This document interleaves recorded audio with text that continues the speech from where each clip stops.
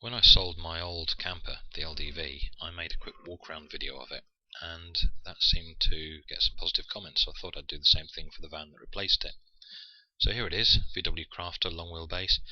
It's essentially the same thing as a Sprinter.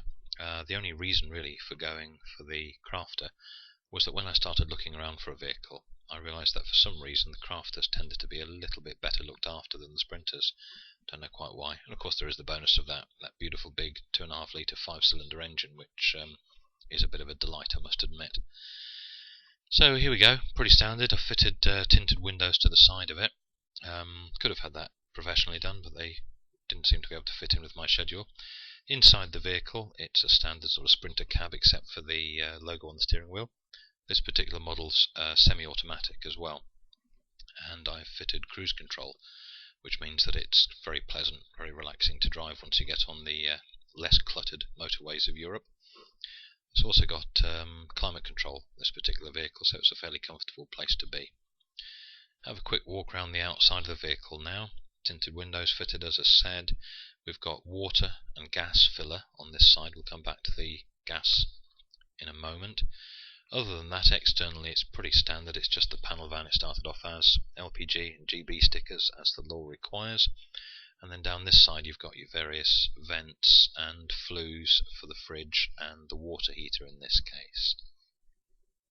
So we'll head round and we'll have a quick look inside, which is after all what you really want to see, isn't it? And see how the layout works inside of this van. I bought this van for one particular reason, which is that internally from the back of the seats in the cab to the back door, it's 4.6 metres long, which means that you can actually fit an awful lot in without having a wide vehicle that's too wide to fit down narrow lanes. So here at the front we've got a typical caravan style double dinette, whatever they call it. 2 seats, table drops down between them, back cushions form the base of the bed afterwards, and you've got a nice big double bed there. Other than that, it's pretty standard at the front here, like a caravan. But heading back, we've got room for a 3-way fridge. Got a bit of trimming off to do around that yet. You can still see the insulation built into that. Cupboard above, and underneath it, hidden away without taking up too much space, there is a Propex 2 kilowatt blow-in air heater. I quite like these simply because they can be squeezed in anywhere where you can get the flues out through the floor. Don't take up much cupboard space, certainly don't take up any wall space. Quite tidy, quite handy. And here's the real beauty of this. At the back here we've got a full 2-metre long bunk, and with 2 lads in the family at over 6 foot, they needed that, and down the bottom, space for the dog, so everyone gets a nice comfortable place to sleep at night. Then we've got the bathroom, which is something I'm quite proud of. I've used a cassette toilet this time. If you remember from the LDV, I had one of those fancy yacht toilets, a vacuum toilet. It was great, it was convenient, but it was a lot of hassle. The seals constantly needed lubricating with silicone and all sorts of stuff, and this is just simple and it works. Plastic lined, shower head up the top there, LED lights, no sink you'll notice, just keeping things basic and simple so that you're not cluttered and falling over things all the time. And here's the kitchen, a Formica top, a sink unit courtesy of IKEA, and a cooker, hob, grill and oven from a narrowboat chandler actually. So it's got various clips on the door and so on, as a boat's hob and oven would have. But yeah, it's quite a nice little unit. You just need to remember to take the top off when you're travelling. And here's the gas cylinder I was talking about. It's plumbed in, it's bolted down to the floor, it's got the usual sort of gas connections on there, manifold and so on. Beauty of this is that when you travel across Europe you don't need to worry about running out of gas on one cylinder and not being able to exchange it. You just fill up at any service station forecourt. So that's pretty much it really. Not huge, but to fit 4 berths and a dog into a standard panel van is good going really.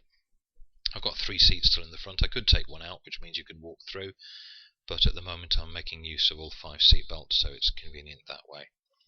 A couple of skylights up the top for ventilation, and the top lockers, you'll notice everything's clad in an embossed wallpaper, which is just nice. It gives it a bit of a touch of class, and I suppose you could always change it as well. Round the back here, We've got the two bunks, as you saw from inside. Everything's carpet lined, and underneath them you've got a fair bit of storage space, and the cassette toilet away to the left there. Obviously, if you filled up that storage space, you would need to remove some things before emptying the toilet tank, but that's not an insurmountable obstacle. You'll notice also that I've used standard sort of domestic push-fit plastic plumbing on this unit. There's the back of the shower head, you can see there with its pull-through hose. The electrics for everything, 12 volt. There's the water tank, 70 litre water tank, seems to manage enough for a couple of days for us. There's the pressure pump. Everything these days seems to run off a pressure system, and I did find with standard sort of caravan plumbing that you tended to get leaks from time to time. It was really annoying. But this plastic push-fit plumbing is light, it's convenient, you put it together, that's it, it's done, you don't ever need to worry about it. So there you have it. The LDV's gone, and this is the replacement. A bit bigger, a bit more comfortable, certainly a fair bit quicker and more pleasant to drive than the old van was. And a few little things to finish off, but otherwise not a bad job if I say so myself.